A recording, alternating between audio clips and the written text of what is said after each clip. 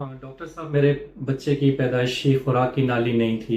और जब उसका नौमौलूद जब बच्चा था, 1 दिन का था, 2 दिन का था, जब उसका ऑपरेशन किया गया तो गैप ज़्यादा होने की वजह से उसकी खुराक की नाली का आपस में जोड़ नहीं लग सका। और डॉक्टरों ने एक उसकी खुराक की नाली का पोर्शन ऊपर निकाल दिया और फीड के लिए मैदे के अंदर एक ट्यूब डाल दी। तो डॉक्टर साहब, अब फर्दर इसके लिए क्या ऑपरेशन होगा और इसको कब ऑपरेशन करना है और कैसे करना है? तो ये एक कॉमन क्वेश्चन है लॉन्ग गैप एसोफेजियल एट्रीजिया में। जब खुराक की नाली एसोफेगस को आपस में जोड़ लगाना मुमकिन नहीं होता तो ये प्रोसीजर किया जाता है। और फिर सेकेंड स्टेज के अंदर डिफरेंट प्रोसीजर्स हैं जिसमें कि दूसरा ऑपरेशन करके खुराक की नाली का जोड़ मुकम्मल किया जाता है मैदे के साथ। तो लॉन्ग गैप एसोफेजियल एट्रीजिया की सर्जरी के लिए कौन कौन सी टेक्निक्स हैं और कितने किस्म के ऑपरेशन होते हैं, उनके क्या फायदे और नुकसान हैं, तो आज इसके बारे में एक डिटेल में डिस्कशन करेंगे। तो जब भी लॉन्ग गैप एसोफेजियल एट्रीजिया हो, इनिशियली सर्वाइकल एसोफेगोस्टमी और फीडिंग गैस्ट्रोस्टमी कर दी जाती है। और जब बच्चा बड़ा हो, अच्छा वेट गेन कर ले, तो फिर डिफरेंट टेक्निक्स के थ्रू इस जो खुराक की नाली है इसका जोड़ मैदे तक लाया जाता है। तो डिफरेंट सर्जन्स अपनी डिफरेंट लेवल ऑफ, उनका जो एक्सपर्टीज या उनका लेवल ऑफ कॉन्फिडेंस होता है वो डिफरेंट प्रोसीजर्स करते हैं। उसमें दो प्रोसीजर्स हैं जो ज्यादा कॉमनली यूज होते हैं, कि जिसमें कि एक प्रोसीजर तो ये है कि पूरे का पूरा मैदे को उठा के, पेट से उठा के उसको मोबिलाइज करके खुराक की नाली के साथ उसका जोड़ लगा दिया जाए और मैदा छाती में रहता है और खुराक की नाली का जोड़ उसके साथ गर्दन में उसको जोड़ लगा दिया जाता है। स्ट्रेट प्रोसीजर है, एक ही उसमें जोड़ लगता है जो कि खुराक की नाली का डायरेक्ट मैदे के साथ गर्दन में लगता है।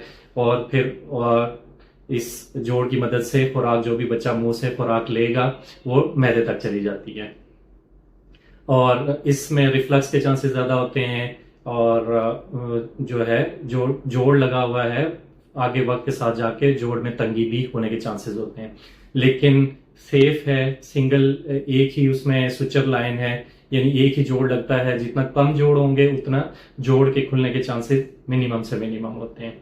दूसरा ऑपरेशन जो मोस्ट कॉमनली इसमें किया जाता है वो रिवर्स गैस्ट्रिक ट्यूब उसको कहते हैं। मैदे का ही एक पोर्शन लेके, अगर मैदे की अच्छी उसमें कैपेसिटी अच्छी है, हम वो टेस्ट करके उसको इनिशियली देख लेते हैं, और अगर उसकी कैपेसिटी अच्छी है मैदे की तो हम मैदे का ही एक पोर्शन लेके उसकी नाली बना के, ट्यूब बना के, उसको हम छाती से गुजार के उसको गर्दन में खुराक की नाली के साथ जोड़ लगा लेते हैं। तो ये भी एक अच्छा प्रोसीजर है। और इसमें मैदा जो है ना वो पेट के अंदर ही होता है और इसकी एक ट्यूब बना के जो जोड़ है वो ऊपर लग जाता है खुराक की नाली के साथ। लेकिन इसमें क्योंकि लंबे टांके होते हैं, सुचर लाइन लंबी होती है, इसमें लीकेज के रिस्क होते हैं, तो लेकिन वो भी मिनिमम रिस्क होते हैं। और उसके बाद जो इसके अलावा के मुख्तलिफ प्रोसीजर्स हैं उनमें कि छोटी आंत का पोर्शन भी और बड़ी आंत का पोर्शन काट के, तो इस गैप को फिल करके मैदा नीचे ही पेट में रहे और दरमियान में हम छोटी आंत या बड़ी आंत का पोर्शन लगा दें, और फिर ऊपर जोड़ इसका खुराक की नाली का ऊपर एक जोड़ छोटी आंत या बड़ी आंत के साथ और नीचे भी एक जोड़ वो मैदे के साथ, और फिर जो जहां से आंत निकाली है उसको आपस में जोड़ लगा दें। तो इस तरह ये कम से कम 3 जोड़ हो जाते हैं। जितने ज्यादा जोड़ उतने ज्यादा उनके मसाइल ज्यादा होते हैं।